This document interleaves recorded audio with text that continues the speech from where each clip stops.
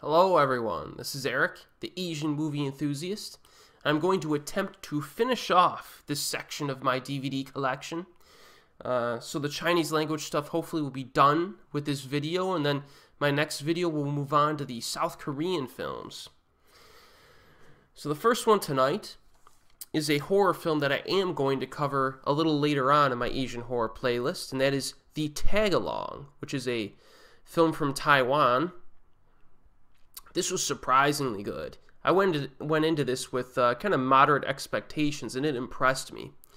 You basically have people who go missing, and eventually they trail them into this, well, they research a particular legend, so to speak, and then they figure out that they're making like these pilgrimages to this forest. And that's all I'll tell you, because I'll cover it more in my Asian horror playlist. But the best thing about the tag-along is its overall filmmaking quality. You know, it's shot well. It's acted well. I really like the lead actress in this. The scares are very kind of ominous. You know, it's just good quality type creep out stuff. You know what I mean? Which is what I prefer to cheap jump scares. There is a little bit of CGI in this that's a little dodgy, but you don't have to worry about that too much. The finale is quite unnerving, I thought. So this is just a good quality horror film that I enjoyed quite a bit. I'll tell you more about it in my Asian horror playlist when we reach... Goodness, this might be a 2015 film, so you might have to wait a little while, but the wait will be worth it. Alright, this one I already did a review on my channel, and it is a must-see, the Tai Chi Master. If you're into martial arts films, you gotta watch it. Not to be confused with the Jet Li movie, this is the one with Wu Jing. So, this one's better than the one with Jet Li, in my opinion. So if you want more details, check out my review, spoiler-free review. Some of the best just hand-to-hand fighting you'll ever see in a movie, and there's tons of it. Just tons of it is in this movie. Worth watching for that alone. Directed by Young Woo Ping, so yeah, you should watch it.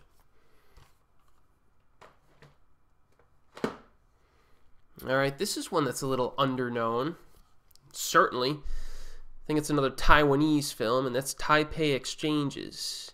Again, with Kwai Lun Mei. She is... featured many times in this DVD collection because I like her so much. Very good actress. This one is one of those really relaxing films that takes place in like a coffee shop. Business is not exactly booming, so they create this little like gimmick, so to speak, where you know they decorate the coffee shop with trinkets, and they say, hey, if you bring your own trinket and you want to exchange it for one of ours, feel free. So they have like this bartering system that's incorporated. And then eventually it kind of morphs into bartering stories with people, which is kind of an interesting premise, you know. You're at a coffee shop and it facilitates some discussion. And this is one of those movies that's just, you just sit down, you get a fresh homemade cinnamon roll with some cappuccino, and you sit down and watch this movie, and it's just remarkably pleasant stuff. Taipei Exchanges. I really enjoyed this. If you've ever seen the Japanese movie Seagull Diner, also known as Kamome Diner, this is kind of like that. I would have to say that Taipei Exchanges is probably a little bit more eventful and a little bit more mainstream than that one, but they're both great.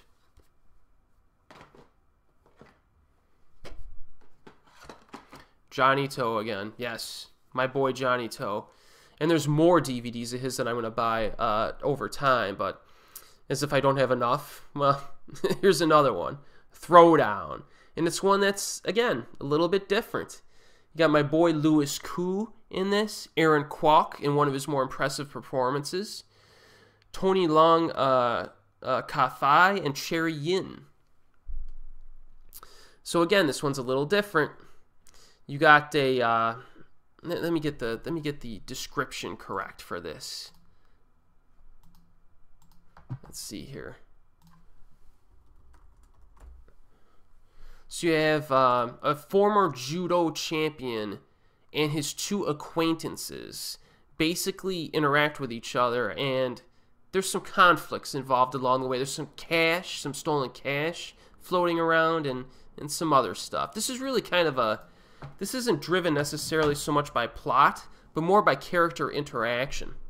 Louis Koo is great in this. His character takes a few interesting turns, too.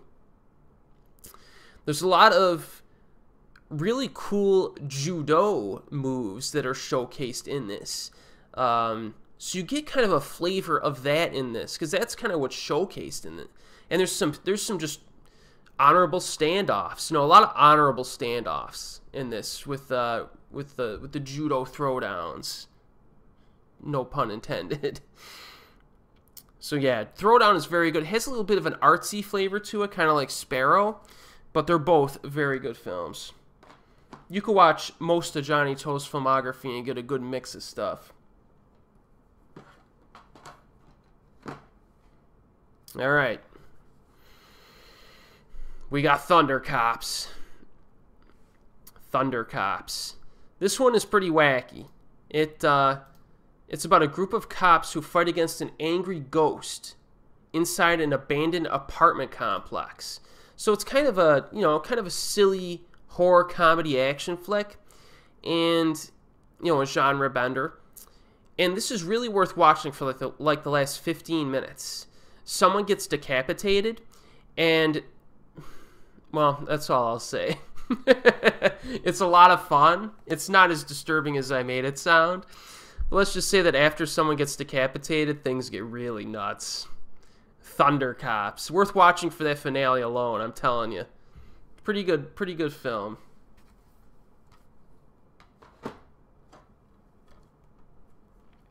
Alright, we got two films here that are in the same series. Again, I think more people should watch these. This is Tiger Cage. This is early in the careers of Donnie Yen. And I believe Simon Yam is in this as well. And they're just cops trying to take down bad guys. Typical premise. But this one has a really good overall quality to it. How some of the other action films I've covered, like some of the Moon Lee films, might not be good dramatically. This actually has a pretty solid story and dramatic basis to it. It keeps you engaged the whole way through. It's not like you're sitting around just waiting for the action. So this is kind of a higher quality one, I think, on a dramatic and suspenseful level. The violence is good. Definitely some satisfying violence in this. Just a good solid pot boiler, I guess you would call it. Some unexpected moments, too. I recommend Tiger Cage. Directed by Yun Woo Ping again. This guy's all over the place. And of course I have the sequel, Tiger Cage 2. Which is not, well, I shouldn't say a sequel. It's really just like a spin-off that has the same name to it. Donnie kind of plays, I think, a different character in this one. It's one of those deals. This one, on the other hand, is more of a straight-up action flick. The drama isn't quite as good.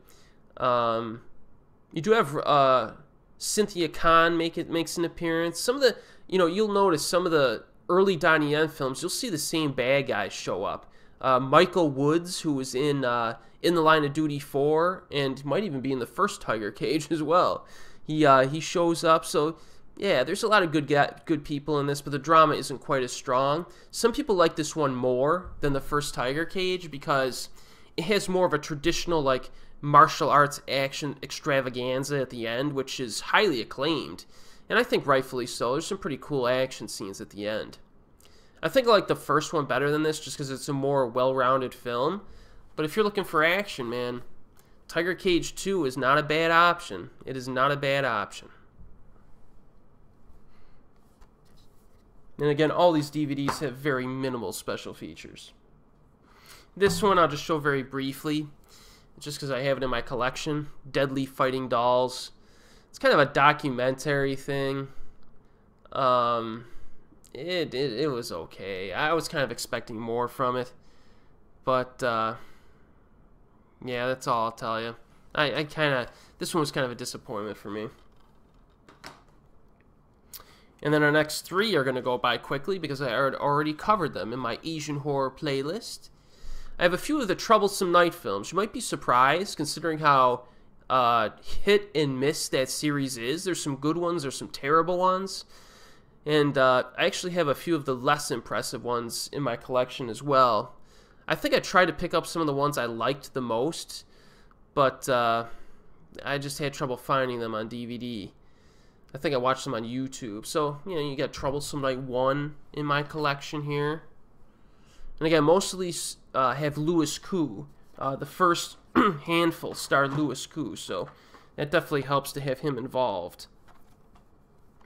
We have Troublesome Night 4, kind of just skipping around here. There's Louis looking all angry. And then Troublesome Night 7.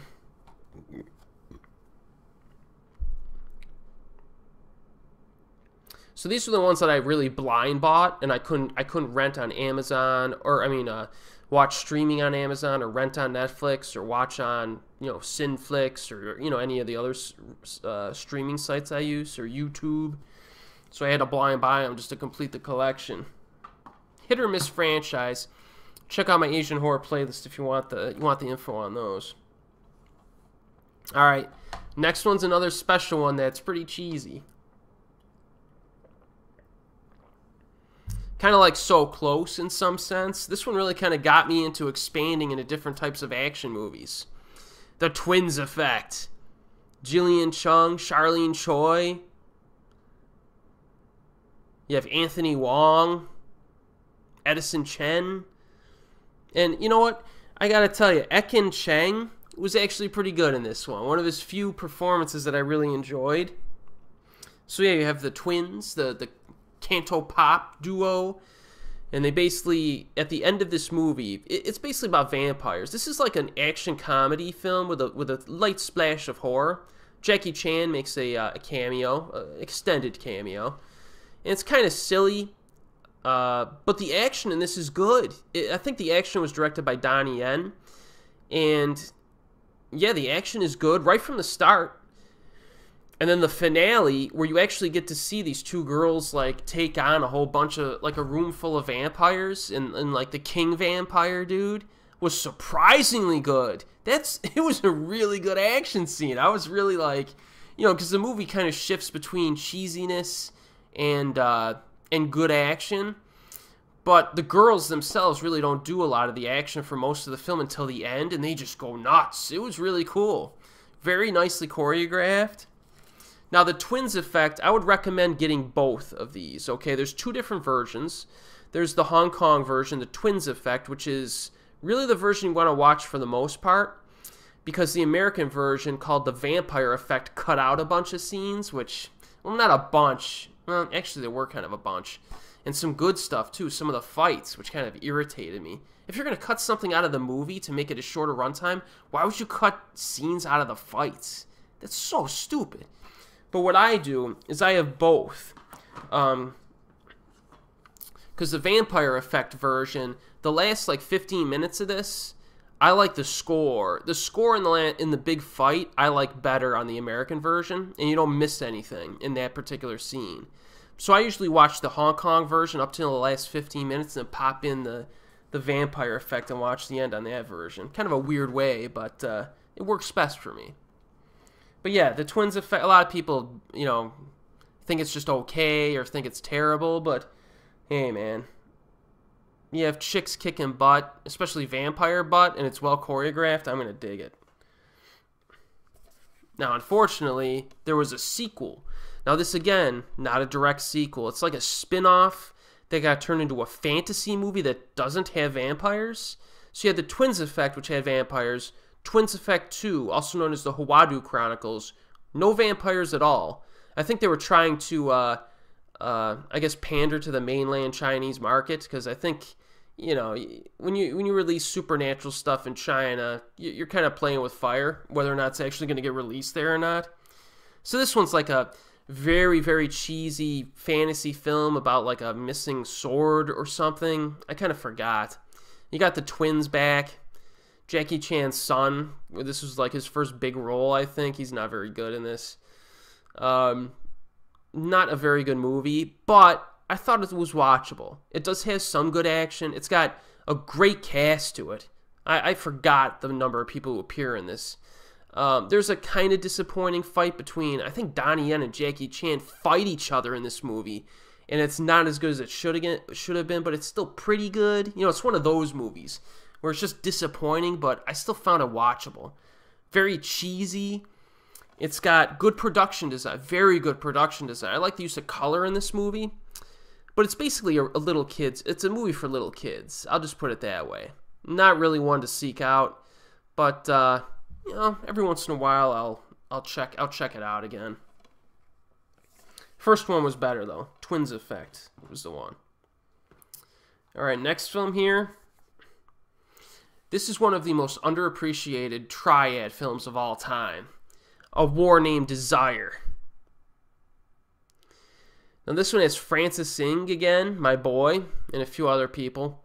The drama in this crime film is really solid, man.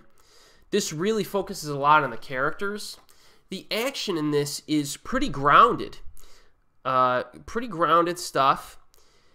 It has a lot of drama to it that builds to the action, and that's really what benefits it. I would say that, like, this is, I think, just as dramatically impactful as like a lot of John Woo's earlier films. It's not as flashy, not quite as great in terms of the quality of action, but in terms of like building up to scenes and building suspense, like pure dramatic suspense, and really caring about the characters, this is really impressive stuff. I really like A War Named Desire. I'm really glad I have this one in my collection too. There's a few scenes near the end where you're on pins and needles too. I really like this. Good one. Very good.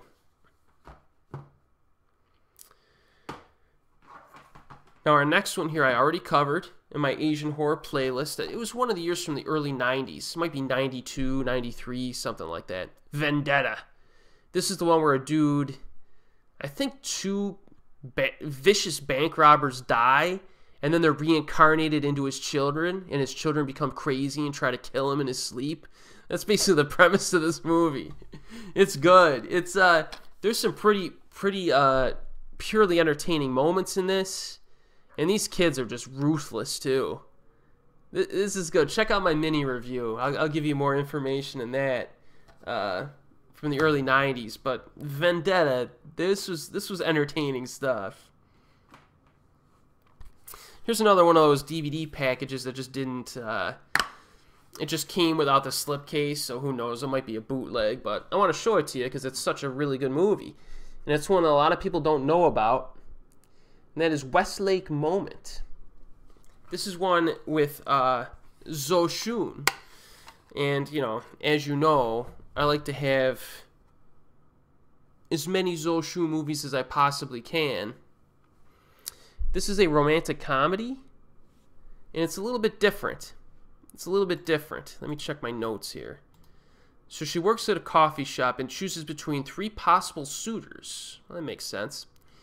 A very pleasant watch. Effective humor that is not really slapsticky or wacky at all. It focuses on dialogue and witty remarks, which I appreciated. Some, you know, it is kind of cliched as a romantic comedy, but this is like very purely entertaining. And obviously the fact that Zhou Shun is in it definitely helps in that regard, right? I really liked Westlake Moment.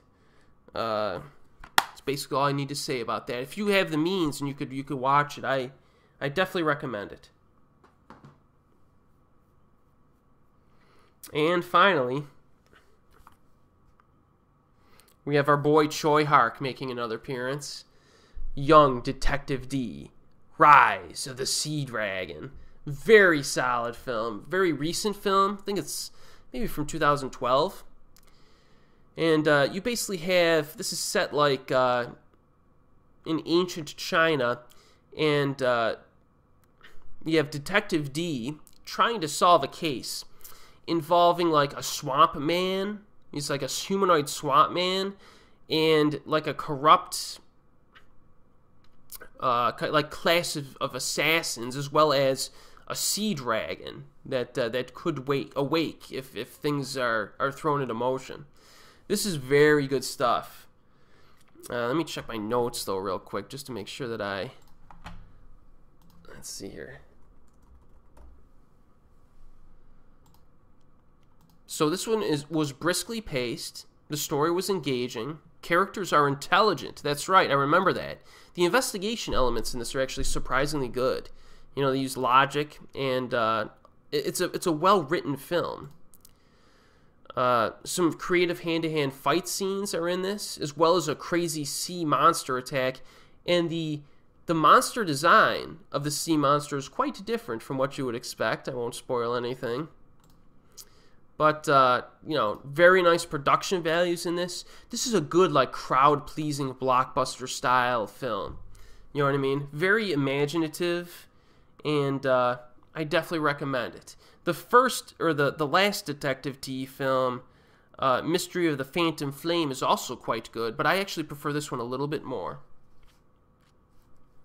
So yeah, those were all my Chinese language DVDs. Pretty solid collection. I definitely want to add to it at some point, you know, in the upcoming months. So as I add to this one, I will, you know, after I'm done with the Korean DVDs and then the Japanese DVDs, I'll occasionally update with any new movies I buy. You know, as soon as I buy like 10, I'll just do an update video for you. So I'll keep you updated on that. So this will be an ongoing series of videos. So join me in my next video when we hit up South Korea, which should be exciting. I'll see you next time.